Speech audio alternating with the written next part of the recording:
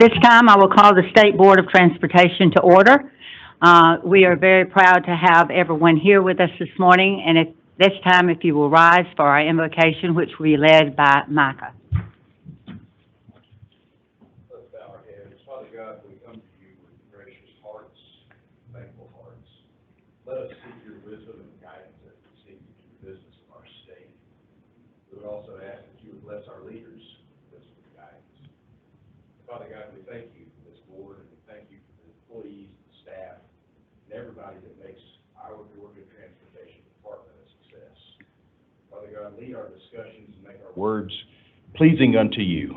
And we ask that you would be with those that are unable to be with us today due to sickness or injury, and Lord, bless them and their families. We ask these things in Jesus' name. Amen.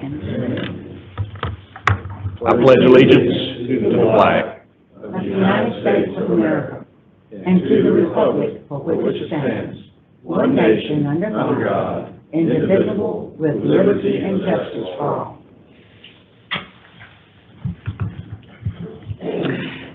I wish to welcome everyone here this morning to our April board meeting. I'm pleased to see such a fantastic group.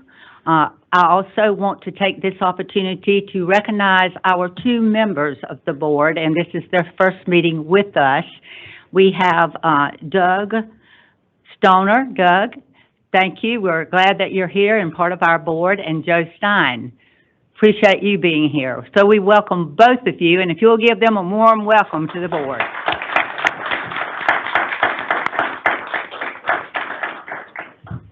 Kristen, if you would please, roll call. Okay, we'll go by congressional district. District 1, Chairman Purcell. Present. 2, Ms. Williams. Here. 3, Mr. McIntyre. Here. 4, Mr. Brown. 5, Ms. Key. Here. 6, Mr. Stoner. Here. 7, Mr. Stein. Here. 8, Mr. Golden. Here. 9, Ms. Dunn. 10, Mr. Boswell. Here. 11, Mr. Lewis. Here. 12, Mr. Snipes. Here. 13, Ms. Lemon. And 14, Mr. Grabbley. Here. Thank you. Having heard our roll call, we have a quorum present, and we will proceed forward. I will ask now, as each of us have received copies of our March board meeting by email, I hope you've taken an opportunity to look at those minutes. Now, I would like to have a motion that they be accepted. I move we approve the March board minutes. Do I have a second? All right. Any objections to any of the minutes that were presented to you? Seeing no objection, all those in favor, please say aye. Aye. Those opposed, likewise. The ayes carry it as yes. Following through, I would like to have Albert Shelby, our Director of Program Delivery, to please come forward to present to us our May 2025 letting. So, good morning, Madam Chair, Commissioner, and members of the board. I am here to present the projects that the department is proposing to advertise for the May 2025 letting. So before we present May, here are the current FY 2025 results. We have led a total of 199 projects in fiscal year 2025. This chart shows the number of projects by improvement type. The value of these 199 projects is approximately $1.7 billion through the March 2025 bid awards.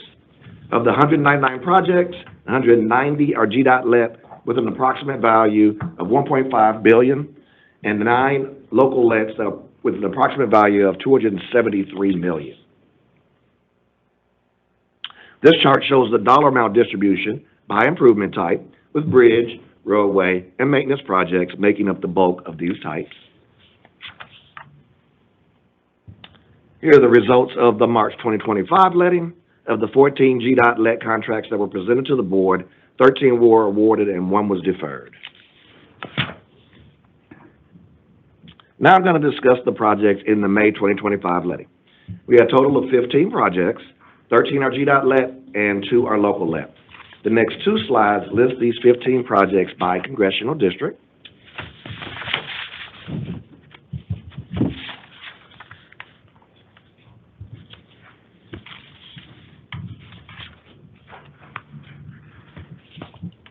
So as you can see with this slide, we are letting a variety of projects throughout the state to address maintenance, bridge, capacity, and safety issues. The first highlighted project will resurface State Route 9 in Fulton County for a length of 5.9 miles.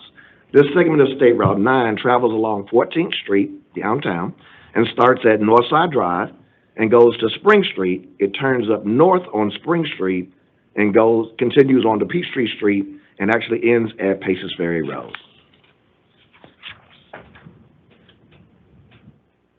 This next project is actually the last phase of the widening of 66 miles of State Route 133 from the city of Albany in Doherty to the city of Valdosta in Lowndes County, and it's called the Sunbelt Parkway. This project corridor is on the Governor's Road Improvement Program, which is commonly called GRIP. This last phase actually begins just north of Mike Hornard Road and continues to just north of the Colquitt-Worth County line for a total of 5.1 miles. The beginning of the project transitions State Route 133 from a 32-foot depressed median to a 5-lane with a 14-foot flush median.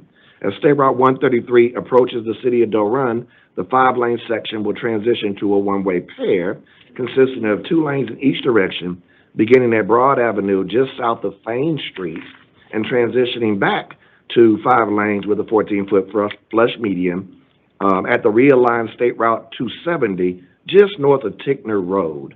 The 5-lane section would then transition back to a 32-foot depressed median to tie into the adjacent phase of the corridor. This phase was advanced using state general funds as well as state motor fuel funds. This next project continues the effort to transform State Route 316 by removing the at-grade crossings in the corridor to address high crash rates and congestion. I'm going to try my best to describe this thing. So we are going to construct a new grade-separated tight urban diamond interchange on State Route 316 at a High Hope Road, and that would close the existing access at State Route 316 at Progress Center Avenue, which is also Wembley Way. A collector-distributor system will be constructed to the outside of the proposed ramps at High Hope Road. The west-facing CD lanes will connect to the existing State Route 316 CD lanes at State Route 20 with a new westbound auxiliary lane from State Route 20 to Collins Hill Road. The east-facing CD lanes will connect to State Route 316 prior to Cedars Road. Reynolds Road will be realigned parallel to State Route 316 and connect at a new intersection on High Hope Road and Hurricane Shoals Road. Access to Wembley Way from Reynolds Road will be retained. On High Hope Road, the project would begin approximately 1,200 linear feet northeast of Hosea Road and would end approximately 400 feet south of Swanson Drive. A roundabout is proposed at High Hope, which is also Hurricane Shoals Road and Airport Road. The next project creates a single-lane roundabout to reduce crash frequency and severity at the intersection of State Route 124 and Old Hog Mountain Road on northeast Barrow County. This is an excellent example of our continued focus on safety for the traveling public. All right, this next project is phase 1 of the widening of State Route 44 in Greene and Putnam counties. This phase begins approximately 1 mile south of King Drive and continues for approximately 2.47 miles before terminating north of Town Creek Boulevard in Greensboro. The project will widen State Route 44 to a 4-lane section with a combination of rural and urban shoulders. The beginning of the project will contain a rural typical section, which will include 12-foot outside lanes and 11-foot inside lanes, a raised concrete median, and a bike lane on 6.5 feet of paved shoulder.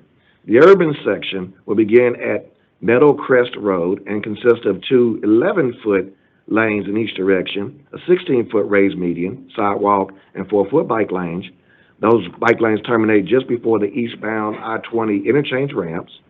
The existing 266-foot-long bridge along State Route 44 over I-20 will widen to be 82.5 feet.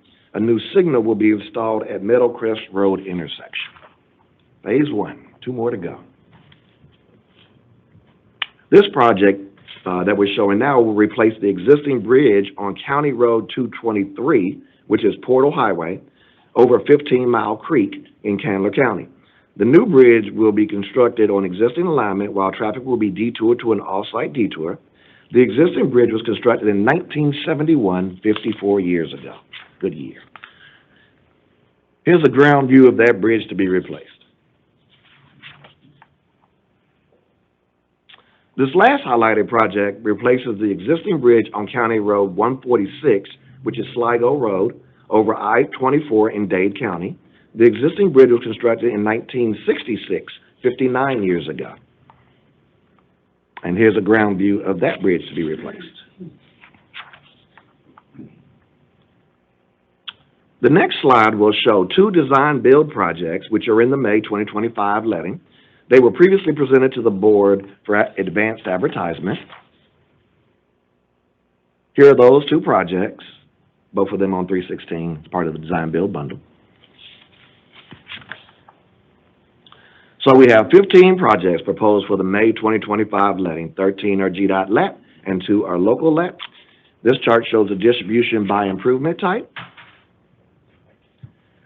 The estimate of the projects in the May 2025 letting is approximately $275 million. This chart shows the dollar amount distribution by improvement type.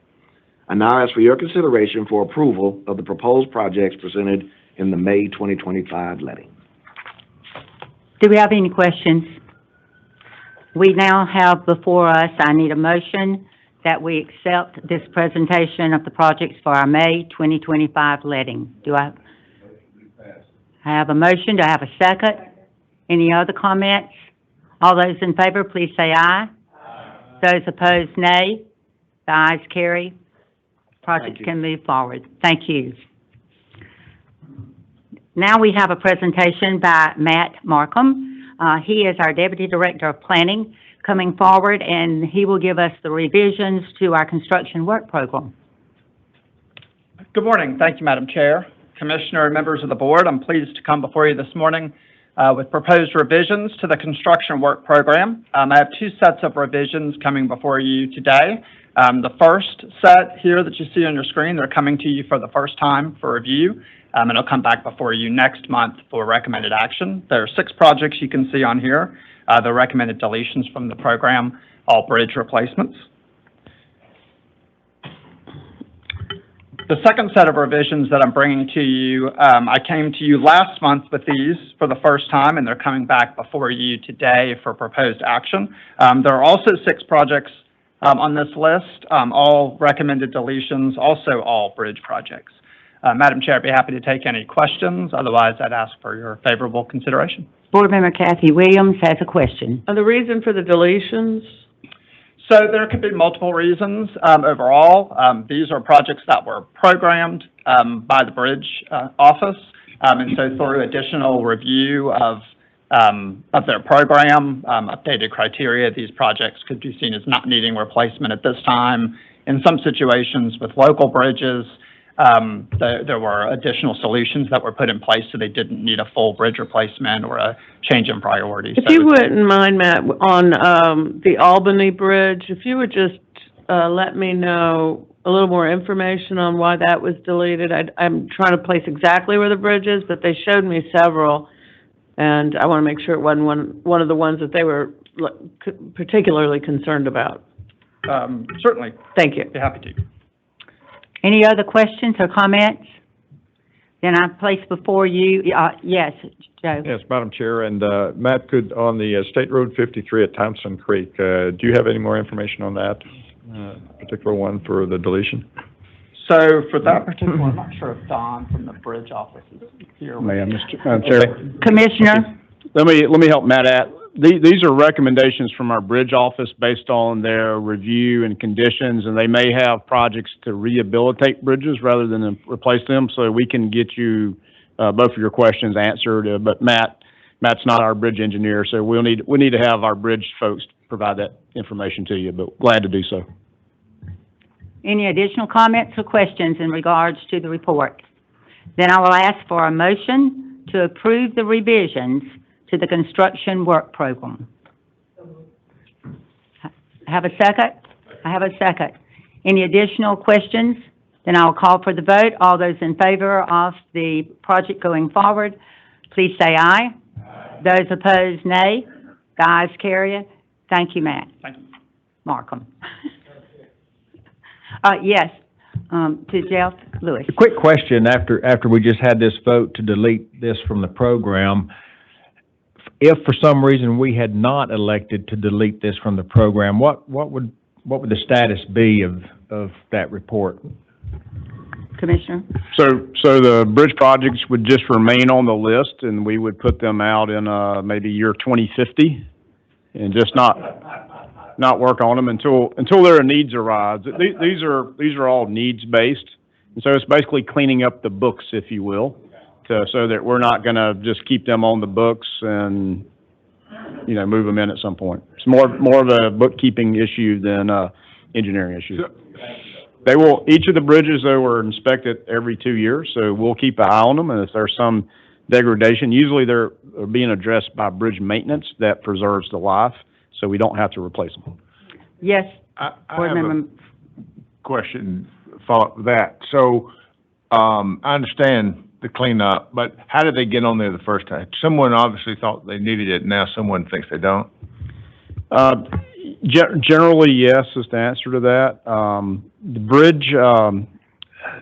bridge inspection requirements have changed over time, and there's actually a more thorough and detailed analysis that's been done in the last several years. So that data is coming in. It's called element analysis, where we're getting into doing more detailed analysis on parts of bridges. As in general, before it was sort of the substructure, what's below the riding surface, and the superstructure is what the riding surface is. So the elements are broken down into a lot more specificity. So we're getting better data that now says, okay, this bridge is not as bad as might have been thought under the previous federal highway inspection standards. So the inspection standards have changed, and we've seen conditions go both ways. We've seen some bridges with more detailed analysis, condition ratings go down, and we've seen some like these where they're not as bad as we thought, and preservation will do. It's not just sort of an opinion, it's a detailed analysis, but the criteria changed a few years ago. Again, we do 2-year cycles, so it takes about a couple years to look at every bridge. And so now we're seeing those results that, based on the conditions, we're getting better analysis, which gives us a better ability to address each bridge's needs. Ms. Williams? We're in our second year now since the weight limit has been raised on our bridges. When will we begin to get data on what, if any, impact those weight changes have on our bridges? Commissioner? Yeah, thank you. So yes, we're into that. We're actually doing a research project with Georgia Tech to look at 20 some odd locations around the state to try to gain an analysis and understanding of what degradation is based on real world conditions, not on theoretical conditions. That's probably going to take another year or two to gather enough of that data to really be scientific. But again, it takes, we inspect bridges every 2 years, so trying to understand deterioration based on increased weights, we'll get some insights in that, but the research project will probably tell us more than just the visual inspections that we do every 2 years. It's sort of it's sort of hard to tell what causes what sometimes, but having the research that we're doing, we're able to get the weights of the trucks, so we actually can correspond weight and truck type to strain and stress in bridges, in pavements as well. So we're trying to do some correlation of that to understand what those impacts ultimately may be. Any other questions or comments?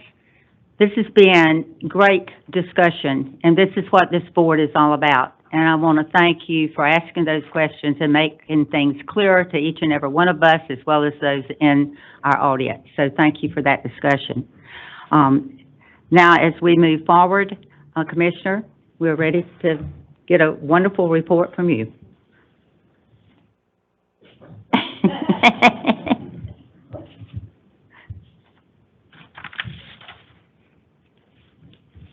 Thank you, Madam Chair. I said high expectations when you said wonderful report, but I intend for them to be wonderful reports. And so, as always, what makes things wonderful are collections of funds. And so last month for March, total collections totaled $195.7 million, excise being $176 million, and transportation fees are about $19.6 million. That brings fiscal year-to-date collections to $1.82 billion. Breakdown on that, of course, the majority, 1.63, is from excise, 188.6 is from transportation fees. We're tracking about almost right at $475 million ahead of this time last year as it relates to collections. And I'll remind you that as Angela Whitworth gave you the FY26 budget, what's being collected today is what is appropriated for FY26. So that's good that we're tracking ahead so that we'll be on those budget projections that she mentioned yesterday that was given to us by the state economist through the Office of Planning and Budget. So that's good news. Moving into, again, probably the most important asset we have is our employees, and the data for that is we closed out last month a tick under 4,000 employees. We were really excited about being 4,000 employees for the first time in a very long time for the last 2 months. We're at 3,990. Unfortunately, we had 63 separations and 54 hires last month, and so we had a little bit of a change there. We'll continue to work forward. And of course, it takes great partnerships to advance the projects for you to vote on to move forward, just as you just did for this month. So it takes a lot of consultant help through engineering, geotechnical, and all the work it takes to advance projects with our consultant help. For last month, we advanced 141 contracts, totaled at $54 million. That brings our fiscal year date consultant services contracts to over 1,630 contracts executed at a value of $803 million. So again, that's the work it takes to get projects ready to be bid and ultimately built. Now let me highlight some projects, just a few projects. This time of year, projects are like the grass and like the flowers. They're sprouting up everywhere. And so we had several projects to complete last month, and just to highlight a few, we'll start in Congressional District 2 down in Albany, Daugherty and Lee counties, which is our GDOT District 4. This is a major project that was a new alignment project, construction of a roundabout at North Westover Boulevard intersection, and the construction of 2 bridges there on the Albany bypass. It's right over by the mall area. This is probably the busiest traffic area around Albany, where Lee County and Daugherty County come together. It's a very big commercial activity and a tremendous amount of growth in that area as well. The contractor for this project was Oxford Construction Company, opened to traffic on March 11th, represents a $25 million investment. It looks easy, and those are actually photos. I was like, that's Photoshop, but those are actual photos. So we certainly appreciate the District 4 team and Oxford Construction to really bring some traffic relief and also expansion for future capacity to the greater Albany area. This project opened ahead of schedule, Tim Golden. Just wanted to make sure he knew that. That's for Kathy. That was her district, ahead of schedule. All right. All right, let's move to Congressional District 3 in Spalding County, also GDOT District 3 out of Thomaston. The Capital Bridge Replacement Project to replace State Route 16 over the Flint River right there in Spalding County. It replaced the bridge that was built in 1960. McCoy Grading Incorporated was the contractor, and this project opened up on March 19th. Again, good state of good repair. We just had a robust discussion about bridges, but a safe and sound bridge that will last us for a very long time. Represented a $11.8 million capital investment, and this project was opened on schedule. Now we'll move into Congressional District 8, Monroe County, GDOT District 3. Just as we talked about the bridges, this is actually a rehabilitation project consisting of several things. a polymer overlay, and sometimes if you see the bridges, if you see bridge decks that change color, some of them are very dark, some of them are a little lighter. They're called copolymer overlays, and it's basically sealing off the bridge at the top so that water does not infiltrate into the cracks in the bridge decks. And it's okay that bridge decks have cracks in them, okay? That happens.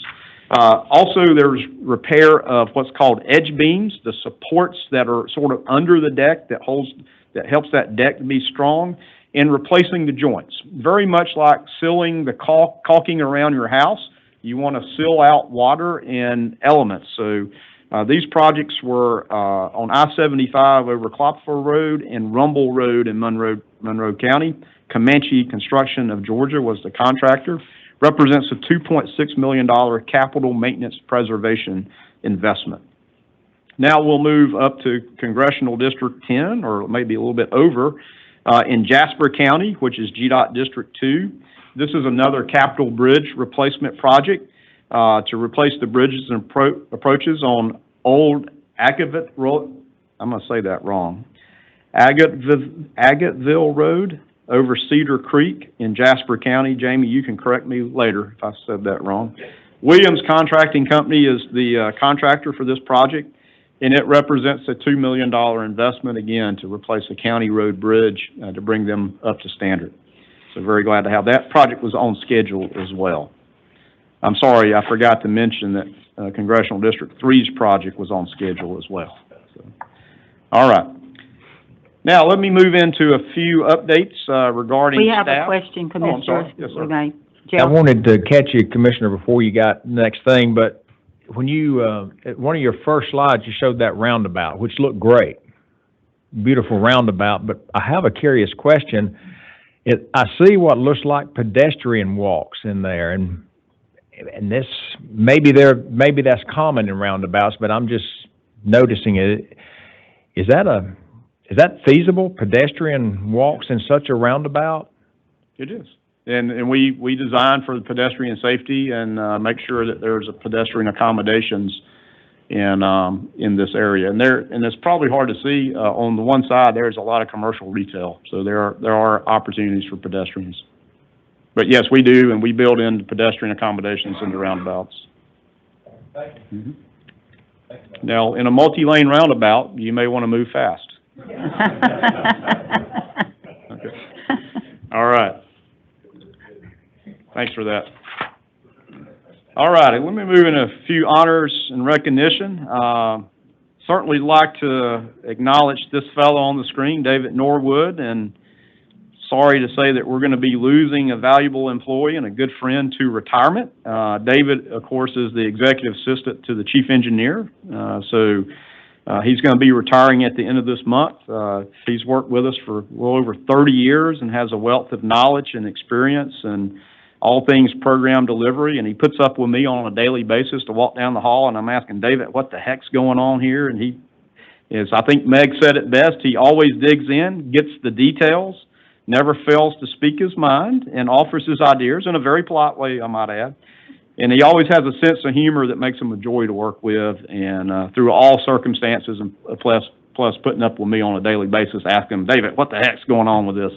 And so, although we're very sad to see David go, we're very excited for him as well. He and his wife are going to be taking a trip to Italy next month, and he's invited all of us to go with him. and plus, he's moving to Savannah, so he's going to be right under Ann's wing down there, and we look forward to, he said that we can all welcome to stay with him and his wife if we ever need to in Savannah. So, David, where are you at? Stand up, David. Let's give David a round of applause.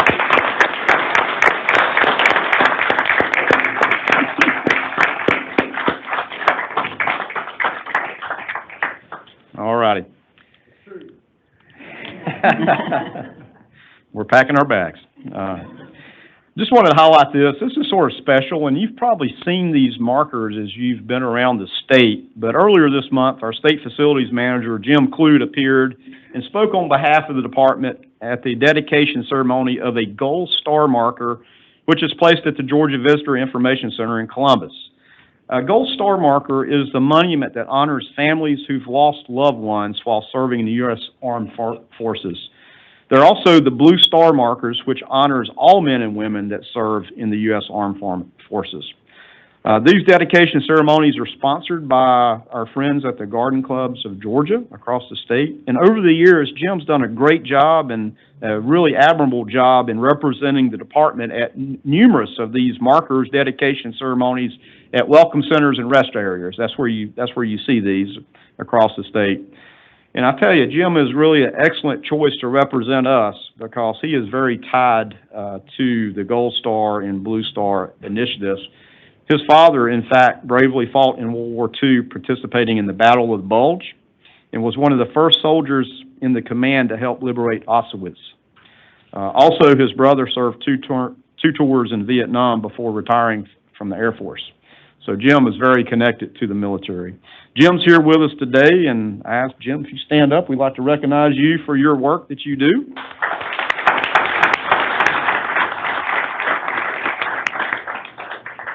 And also, I'd like to express my thanks to the Columbus Welcome Center manager, Ms. Rivers, and who you can see in the photo. And also in the picture is the Blue and Gold Star marker chair, Jan Thies. And so also certainly want to thank Kathy Williams for being there and participating in a wonderful event and being there for that occasion. I might add about Jim as well. He is the state facilities manager. We have lots of properties around this state that is in pretty much mostly desperate need. So Jim has baling wire, duct tape, and chewing gum in his tool belt and keeps us running. So I appreciate what Jim does. Besides representing us so well at these events, he really does, is really committed and works hard with our districts and all our folks around the state, including contractors and vendors, to keep everything running, especially rest areas, welcome centers, these facilities, our district offices. He travels a lot around this state to keep things running. So Jim, thank you for your dedication. All righty. Again, I mentioned the most important asset we have is not bridges and roads, it's our people. And we've continued to try to make critical investments and provide learning opportunities for them. And this week was an awesome week. It kicked off on Monday morning. We had new area manager training. You can see the names on this list. Not all of these are area managers, but most of them are, that are new to their roles as an area manager. They may not be new to GDOT. In fact, some of them had 20 years of experience, but they're now our area managers. So if you think about the districts, and then the areas are a subset of the districts, the areas are where everything happens. That's where these projects get delivered. This is where the maintenance happens as well. So we're really good to invest with them and just work on expectations of area managers and trying to give them the tools and capabilities to help them be successful. Really want to call out Corbett Reynolds, who is the District 2 engineer, but also our Director of Field Districts to lead this. But we had every district engineer there. I'm pretty sure every district engineer was there as well to sit down and share their wisdom, share their experience, and share their expectations. And so appreciate Brad Saxon, Deputy Commissioner, being there as well. And I had the honor to join virtually just for a little bit as they were meeting in Macon for 2 days. So really proud of all these team members for our area managers. They are who gets it done out in our across the districts. You know, and those are the same people that show up when there's bad things happen. And so this last week as well, SASHTO held an emergency response and recovery peer exchange held over in South Carolina. It was hosted by South Carolina DOT, where all the SASHTO states came together to basically share our ideas, our experiences, our best practices as it relates to emergency response and recovery. Obviously, with the devastation of Hurricane Helene and Debbie, and a few of those, sorry to use a bad word, snow events that we had earlier this year, it was time for all the states to come together and learn from each other. And I can tell you that when those bad events are going on, I'm on a text chain with all my counterparts from Florida all the way up through Virginia and all the way west to Alabama and Tennessee and even Louisiana when things bubble up in the Gulf. So we, as states, we work closely together. Really appreciate Federal Highway. Federal Highway Administration funded this event for us to pull this peer exchange together as recognition that things change, people change. We have turnover. And as it relates to hurricane cleanup, with FEMA and Federal Highway has an emergency relief or response program called the ER program. It's very detailed on how you navigate those federal processes such that you can get federal reimbursement. And so it was very good that we were able to have 10 people there. You can see the photo across the bottom of all the participants, some 175 people. We're able to have 12 of our team members, starting at Brad Saxon at the top, folks from districts, our emergency response folks, Matt Needham, our procurement. Procurement plays such a large role in emergency response. You just don't think about it. But to marshal all the resources you need, one of those things is just simply hotel rooms. When you go try to buy a couple hundred hotel rooms in areas that are devastated, everybody's vying for hotel rooms. And so it's a big lift of procurement. IT does such a good job. You know, our state maintenance and, of course, communications. You can see, I think that's Scott Higley up there on the right. He was able to message emergency messaging and what we do. And so we were very proud to play a part of that. Jim Timon, the AASHTO executive director, was there, and also FEMA administrator Brock Long. So we had federal highway folks, we had FEMA folks, and actually the Deputy Secretary of Transportation, Stephen Bradbury, came. So he's number 2. So you have Deputy Secretary Bradbury came. And so that's showing you full force of federal government, state government working together, so we prepare better for the next time something like this happens. So really a great opportunity. I really appreciate my counterpart, Justin Powell, over at South Carolina DOT for pulling this together. As you recall, the Hurricane Helene was not supposed to go through South Carolina. It was supposed to come up through the middle, and of course they were not prepared because they wasn't forecast to touch them. So they really suffered in trying to stand up and marshal resources, and believe me, we were talking back and forth a lot. So anyway, so really proud for that opportunity and to be represented, and again, share our knowledge and learn from each other. And of course, North Carolina had serious, their impacts are so serious and still have a tremendous way to go to recovery. Billions of dollars of impact to their infrastructure. I think their number's close to $3 billion. So tremendous impact. So, but glad that we could all come together and work together. All right, so let's jump away from South Carolina and that into a little further away from home. I had the opportunity last month to meet with the Czech Republic's Transportation Minister, Martin Kupka. Mr. Kupka joined us by 40 other Czech businesses and academy leaders from the Czech Republic as they came to Georgia to look at transportation, but also meet with the city of Roswell. This was led by the city of Roswell due to some business relations that some of the Czech Republic business opportunities they have with the city of Roswell. And so there's a couple of manufacturing companies, Sopo and Silent, one is located in Flowery Branch, working on EV parts. The place in Roswell works on basically aviation type engines. I won't get this right, but they have a presence here, but they were visiting with Roswell, and so we pulled together a little transportation get together. This is Peachtree Corners. This is the Curiosity Lab at Peachtree Corners at this lab. But it was amazing to have conversation that the things that they're thinking on, and the Czech Republic is very similar to Georgia in population. Geography is smaller, but population is similar. And so it was very neat to see the things they're working on or things we're working on. And so we were able to share practices and talk about the things we're doing.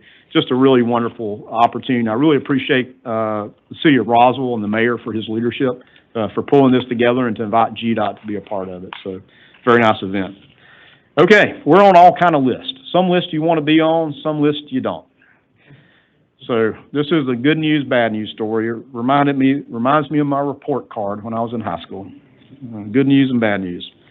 So since 2002, the American Transportation Research Institute, our name is ATRI, has collected and processed truck GPS data to support the USDOT's Freight Mobility Initiative. And so they use GPS from the trucks to identify the top 100 freight bottlenecks across the country and to quantify the impact of traffic congestion on truck-borne freight. Measuring the performance of freight movement across the nation's highways provides rankings and data that can help us as state DOTs to understand where and what level of those congestions are and where do we continue to make investments. Of course, freight's a very important part of our economy and part of our economic success. And I've usually show you this each year, I think, so this is not a new thing that you've seen. So it's been about a decade that, we've laid out a pretty aggressive plan to work on some of these freight bottlenecks and to address key interchanges and corridors across the state, and we keep adding to that. So sort of the first fruit that we've seen was the small investment we made at 285 and 400. And so we've seen this interchange now be complete. And I'll show you in a moment that this interchange has moved down the list of bottlenecks, which is great. We're moving in the trajectory that we want to move in. And as this data is gathered, I don't think this data is a little bit prior to this being fully completed. And so I intend that this continually move down the list, but we know that 285 has a lot of traffic. And as you know, we're advancing the express lanes on 285, which will help traffic, which ultimately helps freight as well. So we look to see it move, this move from 9th worst to 29th. So that's moving in the right direction. Saw that peak hour speeds have increased by 12%. And so that's important. Obviously, there's still a lot of freight on 285. And as we look at the list, this is sorted in alphabetical order. You can see that we've gotten better. And this is my report card story. See that we used to be number 1 at 285 and I-85 called Spaghetti Junction. We're just number 4 now. So did we get better? No, somebody got worse. Thank goodness that somebody else got worse because we're not number 1. We don't want to be number 1 on this list. Obviously, we have part of, again, the 285 express lanes make upgrades to this interchange that will help freight mobility. And so we're working on that. But you can see the column on the left is the current ranking. The column second to the right is the previous ranking. I don't know why number 4, 285 West says negative. It must have been really bad. But as you know, we have a project that is almost under construction right now to address the West interchange. And you can see McDonough, I-75. We know that we're advancing now, going to advance the reverse of the express lanes to make them non-reversible. So that is getting underway. You can see the East interchange in DeKalb County, which is well under construction. So we're addressing that bottleneck. There's 285-400. I suspect it will continue to go down the list. Still got a challenge in downtown Atlanta at I-20 and the downtown connector. When you get 2 major interstates with over 400,000 cars a day on the downtown connector and I-20 interchange, that's one we still got to work on. We do have some thoughts and some small projects in the pipeline, but you can see the other locations there pretty much on I-75 and around the perimeter. So we've got these on our list, and the good news is we're working towards solutions on many of these. It takes time to get there. But we do have a pretty big list. I think that's 9 projects or 9 locations. So we have a pretty big impact. Of course, Georgia being a major freight state certainly has an impact. So we look forward to being off this list or trying to move further down the list. Just wanted to bring your attention to that and let you know that we do have a plan. Because of all that freight, there can be distraction. And just wanted you to know that April is Distracted Driving Awareness Month, and GDOT's kicked off a number of heightened efforts to educate the public around the dangers of distracted driving. One of those key elements for the campaign is a very personal story by this young woman named Molly Welch. And we've got to know Molly. Our team has got to know Molly over the past couple of years as she stepped forward to help us bring more attention to the dangers of distracted driving. A self-described distracted driver and a crash survivor, Molly worked with our communications team to create a 30-second public service announcement that will be airing on Georgia TV stations. In 2008, Molly briefly looked away from the road while driving, which resulted in a head-on collision. She sustained traumatic brain injury and to this day has no use of her right arm and limited use of her right leg. and has other lasting impacts from that crash. Molly's PSA is running on TVs across the state through a partnership with the Georgia Association of Broadcasters. We really appreciate this partnership. They do a really good job helping us with these things. This is an impactful video. This is going to be the PSA, and I'm going to ask you to really listen because Molly it's hard for Molly to speak loudly, but she's brave to do so. So here's the public service announcement. Down on my device, and my world changed drastically. Now I want people to know the real outcomes of distracted driving. Please don't drive distracted. It's a second you wish you could have back. A message from the Georgia Department of Transportation. All right, so that's going to be airing on TV. So we're glad to get that message. Such an impactful and again tremendous courage by Molly to be willing to share her story. She actually started a nonprofit called A Second Later, and she said that in that PSA about a second. It only took a second. So she works very tirelessly to, again, inform people of the consequences of distraction. She also was very involved on HB 673 back in 2018, which was the hands-free law. So she had testimony there, certainly was important part of that passage of that important bill. So I just really want to thank Molly for sharing her story, helping us get the word out, and again, looking forward to doing more with her in the future. So staying on the safety theme, I've updated you several times on the Keep Georgia Safe program, which is almost wrapping up our second academic year as we bring the 24-25 year to the close here in just a short month or so. As a reminder, our Keep Georgia Safe program is Department's K-12 road safety program that offers free classroom materials for teachers to use that is approved by the Georgia Board of Education. And really have some exciting announcement we've learned about is that Keep Georgia Safe is now scheduled to be featured in the spring 2026 issue of Public Roads Magazine. That is a magazine put out by USDOT that goes out to all the transportation agencies across the nation. And the focus is going to be on what we're doing on educational materials, again, to work on safety and to drive down serious injuries and deaths on Georgia roadways. So just give you a few data points since we're almost through the second year. We've reached an estimated 764,000 students through this program, which is amazing. 62,000 total players, individual people that played through the Kahoot game. I hope y'all are not playing Kahoots right now, but they're interactive games that teach you and learn as you play games. There's been 2 additional lesson plans added. One is for distractions and how they will impact your brain. We live in a very distracted world, right? We always want to look at our phones. The other lesson plan is See and Be Seen, pedestrian safety lessons, so you can navigate through that roundabout better, Mr. Lewis. So we're going to focus on pedestrian safety. Also included are 2 new videos, The Impact of Speed, and these videos are well done. I've shown you Mr. Bussey before, this teacher, and also one on nighttime visibility. So we've distributed materials, or we, our teachers, have distributed materials to 6,800 elementary school teachers and 1,500 middle and high school teachers. So we're beginning to have some impact, but we've got to get this into every school and every classroom to really have an impact. And we had a really good testimonial here from Leslie Dunn, a 5th grade teacher in Worth County Elementary School down in Sylvester. She says, teaching seatbelt safety with Georgia DOT's activities brings learning to life.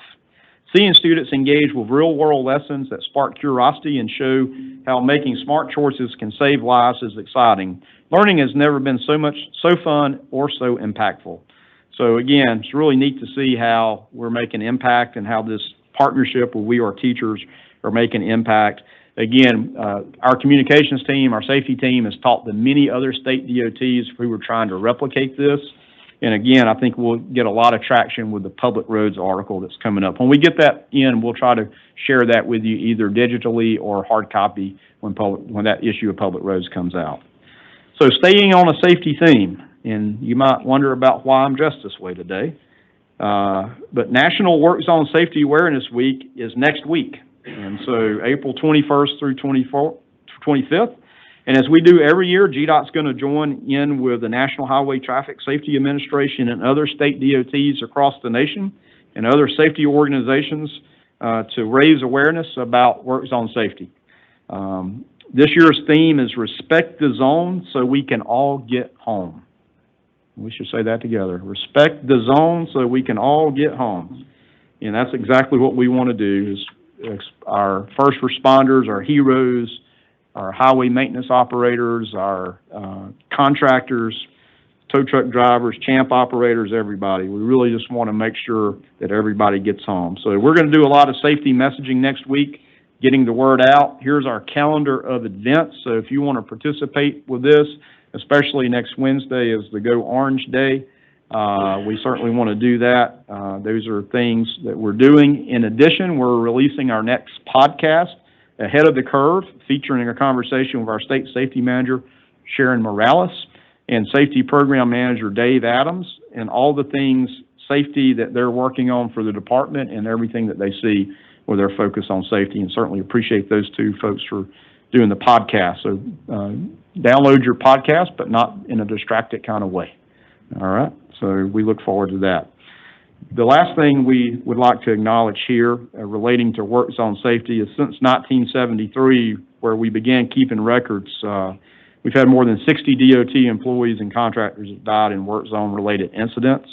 In recognition of those who've lost their lives, and you see them on the screen, please join me in just a moment of silence to remember those. And if you look down that bottom right corner, those are some recent losses too, and many of you probably know some of those folks.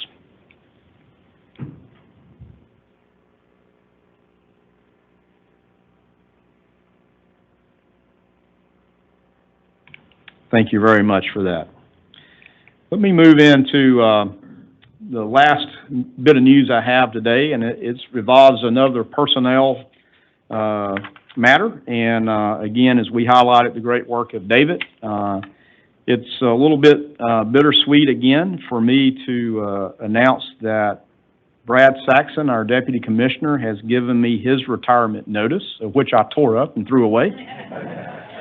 But he gave me another one, and to let us know that he intends to retire effectively the end of next month. And I said, what month? And he said, next month. And I said, what month? And we keep going. I keep saying just, maybe a month that ends in R, but it looks like it's going to be the end of May. Brad's been our deputy commissioner since August of 2021. He's done a fantastic job. 31-year career. I call that a quitter, 31 years. He's done everything, and I'm top to bottom. And I'm not gonna read his resume now, but we will have opportunity to celebrate or roast Brad at a later date. And so, but I just wanted to share that with you. With this change, obviously, important leadership position. I'm also excited for Brad for better days and for fun for things that he can do in retirement due to long service and dedication and having a really strong impact on this department.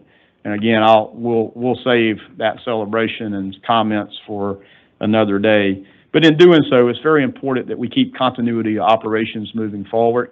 And with that being said, I have appointed Andrew Heath, Deputy Chief Engineer, to replace Brad as Deputy Commissioner. So I'd like to recognize both of them.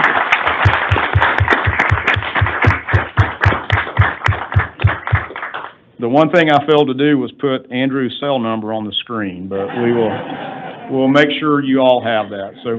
So again, thanks to Brad for his service and dedication to the department, and congratulations to Andrew. These two guys will be able to work together over this next month for institutional knowledge share, and Brad's already been doing a great job of lining up everything and leaving it in good hands for Andrew to step into. So, Madam Chair, that's a long report. Tim Golden is looking at his watch, and I would turn back to you for any questions or comments. I'm going to let him wait just a few minutes before we adjourn because Ms. Williams would like to make a couple of remarks, and then Mr. Boswell. Commissioner, I just want to do a shout out to District 2. Not all storms have names. And about 9 days ago, we had an EF2 tornado touchdown on Bull Creek Golf Course on Highway 96. We lost a father and son in that storm, but it laid down all of the trees on 96. There was about 1,800 trees laid down in the golf course. And before sundown, this tornado hit us at lunchtime. Before sundown, District 2 crews had cleared 96 for transportation on all 4 lanes. And I just appreciate them as our community does. Thank you.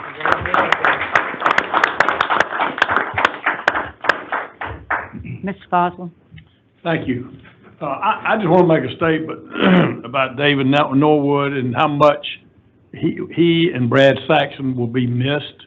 I mean, they have been the nicest, most accommodating people that you could be, and I really miss them and wish them the best. Thank you. I think we all have that sentiment to both gentlemen, to Brad and to David, for your service to each and every one of us. That continues for a few more days or a month or so, and we're going to take that. Also, I want to recognize a board member, Gravely. Thank you, Madam Chair. Mr. Commissioner, I just wanted to make a statement as well on the way in. I'm a frequent traveler.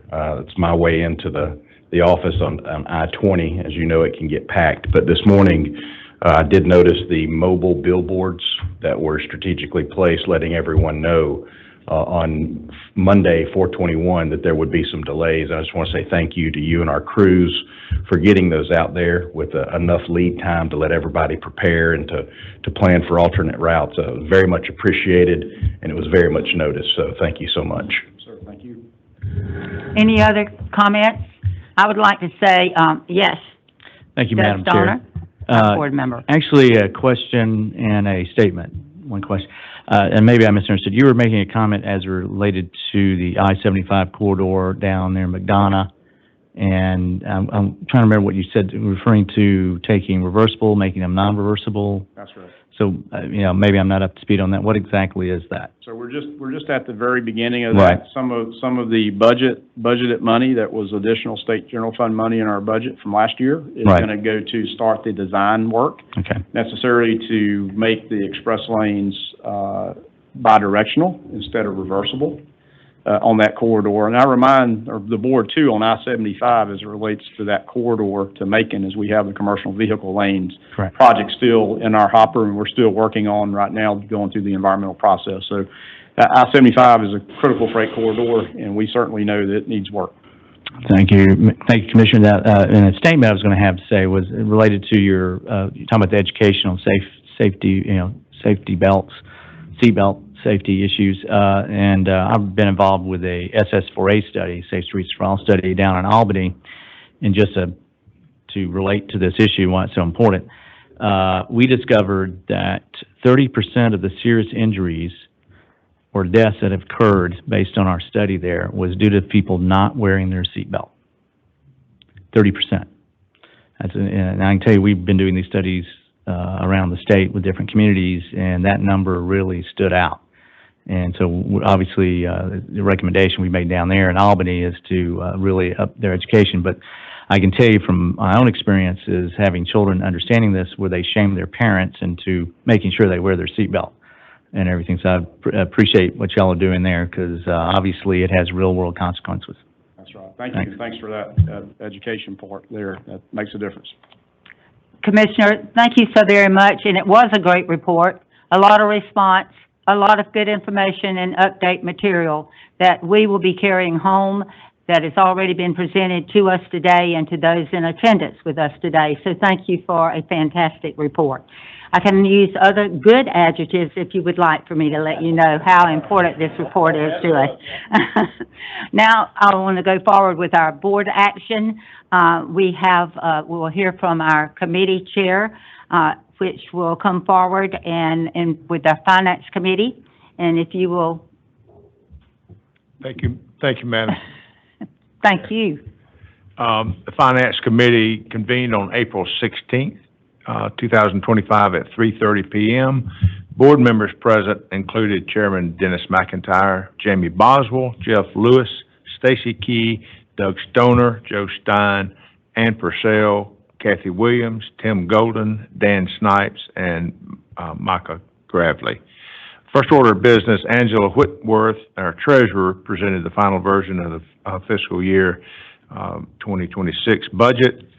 The budget increased by $294,029,696. This reflects an increase of $274,976,802 in excise funds, $9,656,617 increase in transportation funds, and $5,592,384 in transit trust funds, and an increase of $3,803,893 in state general funds. These numbers are way over my IQ level. I apologize, and I'm getting ready to read a real big one, so pray for me, Tim. This increases the FY '26 budget to $2,797,870,083. No action was taken during the committee. The committee adjourned at 3:38 p.m., and this concludes my report. Thank you, Mr. Chairman. Thank you. I also want to say a big thank you to our Commissioner, Russell McMurray, to Angela Whitworth, as well as all of our team involved with our finances. Angela is our treasurer. They have spent a lot of time along with Josh and our legislative group, and it's very important to us that they be present, and they have been at the Capitol. It's certainly shown in the reports that we got yesterday and the one that Mr. McIntyre just gave us in regards to the finances, but it has not gone unnoticed because we on this board appreciate what you do for our state of Georgia, and I want to say a huge thank you from the board for all the services that you have given through the Finance Committee, through the action of many of our board members being able to be there to back you up, as well as our GDOT team that's always there for us. So I say let's give our finance team a great big hand for what they have done thus far. Now we'll go straight into our legislative committee, and our committee chair will also come forward. And Dan, if you will, for the report. Thank you, Madam Chair. The Legislative Committee convened on April the 16th, 2025 at 3:39 p.m.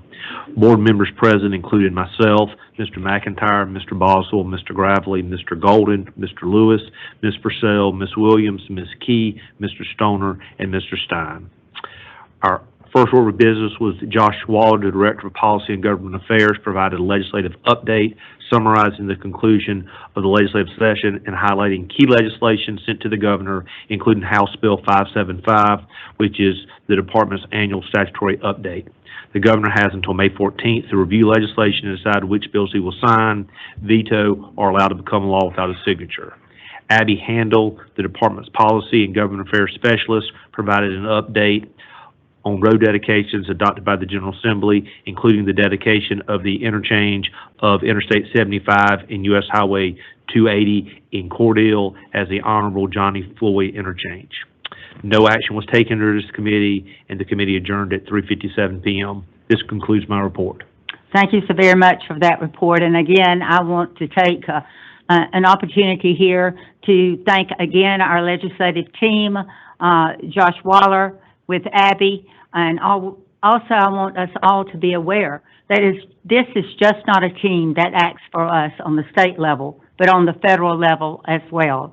Our thanks also goes to our commissioner and the legislative team as they work together to make sure that we protect what we can and are there for a strong voice anytime that a question may come up in regards to legislation throughout the sessions that go on in Georgia and those that go on the federal level.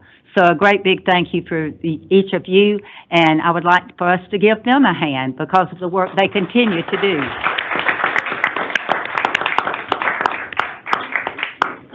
Now we'll move forward to new business, and I would like to bring before this board a meeting that in June so that we can make preparation for it.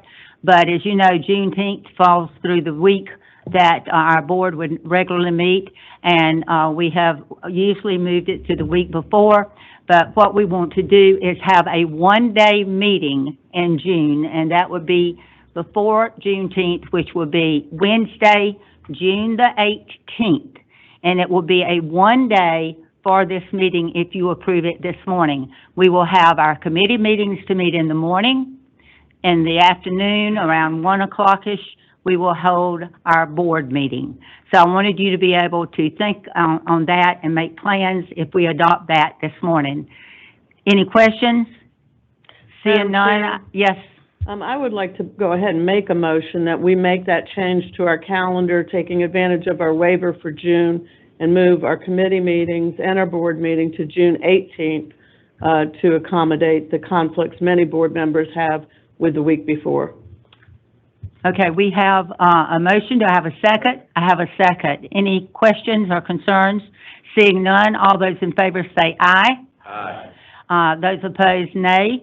I see no nays, so the ayes carry. And go ahead and mark your calendar for that Wednesday, June the 18th will be the meeting. Now, our other meetings are scheduled as normal, but just the June. Wanted to make you aware of that so we would make progress in going through. Under old business, I will say that I think that we have covered it very well during our committee meetings and through our board meeting today. I want to thank the board for all the time that you devote, not only the 2 days that we're here, but that each of us give the time to be in our communities and take note and have the good questions that we have to further that discussion on the state level. And that's what it's all about. A good mission of communication, a good mission of a partnership. Any other comments? If none, I adjourn this meeting to May. I am. Actually, it's going to give us a